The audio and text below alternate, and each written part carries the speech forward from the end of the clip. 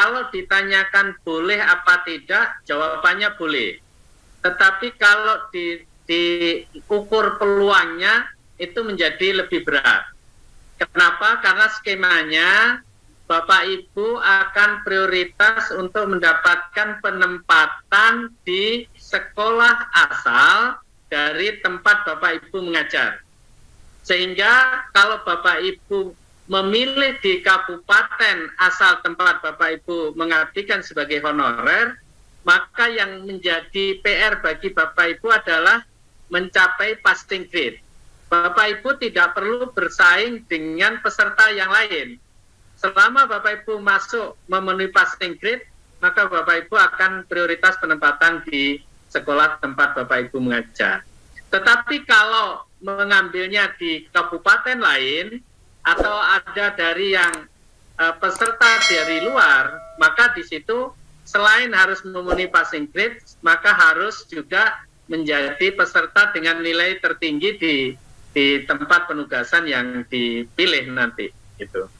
Jadi keuntungannya menjadi berkurang kalau mengambil di daerah lain. Ini kan sebenarnya kebijakan afirmasi yang diberikan oleh pemerintah ya, yang tetap memprioritaskan tempat asal dari Bapak Ibu guru honorer itu memberikan pengabdian.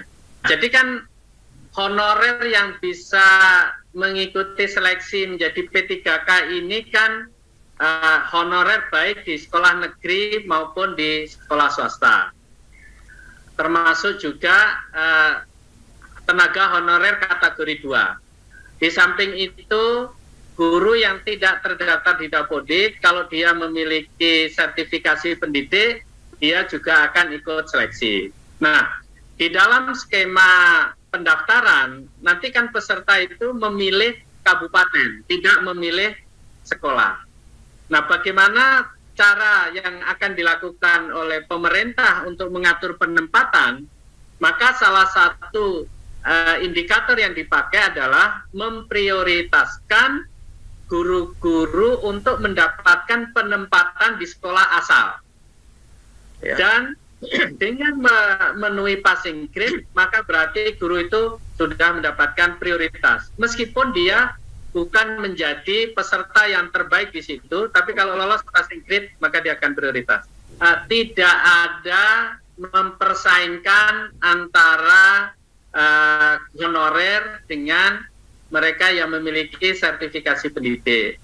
Karena untuk penempatan, untuk sampai lolos, honorer itu cukup dituntut memenuhi passing grade. Jadi selama sudah memenuhi passing grade, maka akan prioritas untuk mendapatkan penempatan. Tidak perlu dicemaskan, hanya dia punya peluang untuk dia bisa ikut dalam seleksi ini. Selama honorernya itu bisa memenuhi passing grade, maka dia akan mendapatkan penempatan di sekolah asal tempat mereka selama ini melakukan pengabdian. Kalau boleh dikatakan sebenarnya bersaingnya itu bersaing dengan dirinya sendiri, tidak bersaing dengan orang lain, bersaing untuk lolos passing grade saja. Ada jawaban mengenai bagaimana bagi yang layak dan punya kompetensi yang baik, bagaimana mengenai kesejahteraan mereka, bagaimana mengenai kesetaraan nafkah mereka. Jadi ini adalah bentuk jawaban kami dan pembuktian bahwa pemerintah hadir dan menjawab pertanyaan dan tantangan dari berbagai macam guru honorer di seluruh Nusantara. Seleksi P3K ini dibuka karena berdasarkan data pokok pendidikan Dapodik, Kemendikbud mengestimasi kebutuhan guru di sekolah negeri kita itu mencapai sekitar 1 juta guru. Ini di luar PNS yang saat ini mengajar. Jadi yang pertama adalah dari kebutuhan kita. Tetapi juga pembukaan seleksi ini adalah upaya untuk menyediakan kesempatan yang adil untuk para guru-guru honorer kita yang terbaik untuk membuktikan kompetensi mereka tanpa kita batasi. Jadi ini juga adalah bagian daripada filsafat Merdeka Belajar, di mana setiap guru-guru kita, guru-guru honorer di seluruh Nusantara kita bisa punya kemerdekaan untuk membuktikan dirinya apakah mereka punya kompetensi untuk diangkat menjadi ASN sehingga meningkatkan nafkah mereka dan kesejahteraan mereka. Pemerintah membuka kesempatan bagi guru-guru honorer di sekolah negeri dan di swasta yang terdaftar di Dapodik. Ini juga termasuk guru eks tenaga honorer kategori 2 yang belum pernah lulus seleksi menjadi PNS atau P3K sebelumnya. Dan yang kedua adalah untuk lulusan PPG yang saat ini tidak mengajar. Jadi dua-duanya boleh diberikan kesempatan di tahun 2021 untuk mengikuti tes seleksi ini. Yang pertama harus ditekankan bahwa ini adalah seleksi massal yang akan dilakukan secara online di tahun 2021. Pemerintah telah mempersiapkan bagi yang lolos seleksi tersebut akan dijamin akan menjadikan P3K dan akan penganggarannya sudah disiapkan. Tetapi masih harus lolos seleksi. Jadi salah satu pesan yang terpenting bagi teman-teman media juga dalam pengumuman ini dipastikan bahwa ini adalah seleksi di tahun 2021. Jadinya apa yang membuat seleksi ini berbeda dari sebelum-sebelumnya? Dulu, formasi guru P3K itu terbatas.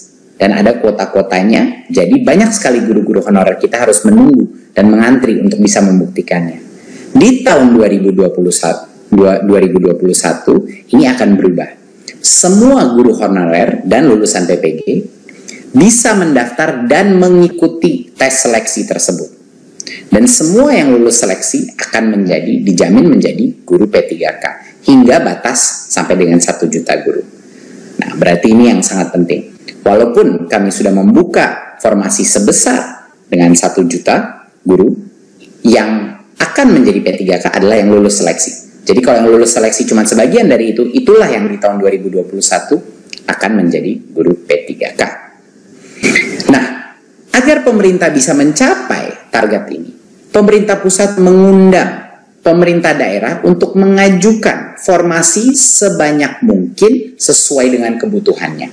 Nah, ini sangat penting karena pada saat ini masih banyak sekali formasi yang kita dapatkan itu baru sekitar 200.000.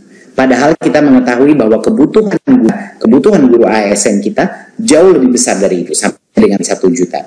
Jadinya masih ada yang harus kita tutupi, perbedaan antara formasi yang sudah diterima sama jumlah yang seharusnya ada. Jadi kami mohon semua pemerintah daerah untuk mengajukan formasi sebanyak-banyak mungkin sesuai dengan kebutuhannya, ya. Karena kalau lolos tes P3K ini, anggarannya akan dijamin oleh pemerintah pusat, akan sudah disiapkan, tidak perlu khawatir. Jadi ini perbedaannya dari yang dulu. Dulu formasi itu terbatas, di tahun 2021 semuanya akan bisa mengikuti tes online tersebut dan bisa membuktikan kelayakannya. Yang kedua, sebelumnya setiap pendaftar itu diberikan kesempatan mengikuti ujian seleksi rata-rata sebanyak 1 kali per tahun untuk mengikuti itu. Bedanya di tahun 2021, setiap pendaftar ini diberikan kesempatan beberapa kali. Jadi kalau dia gagal pada kesempatan yang pertama, dia dapat belajar ulang, dan mengulang ujian hingga 2 kali. Ya, 2 kali lagi. Jadi total itu bisa mengambil 3 kali tes tersebut. Dan ini bisa di tahun yang sama, di tahun 2021, ataupun di tahun berikutnya. Karena ini akan menjadi suatu program yang berkesinambungan. Ketiga, sebelumnya tidak ada materi persiapan untuk para pendaftar. Kemendikbud ingin memastikan bahwa guru-guru honorer kita mendapatkan kesempatan yang adil, bahwa mereka bisa mendapatkan materi pembelajaran secara daring untuk semuanya, untuk membantu pendaftar mempersiapkan diri sebelum ujian seleksi.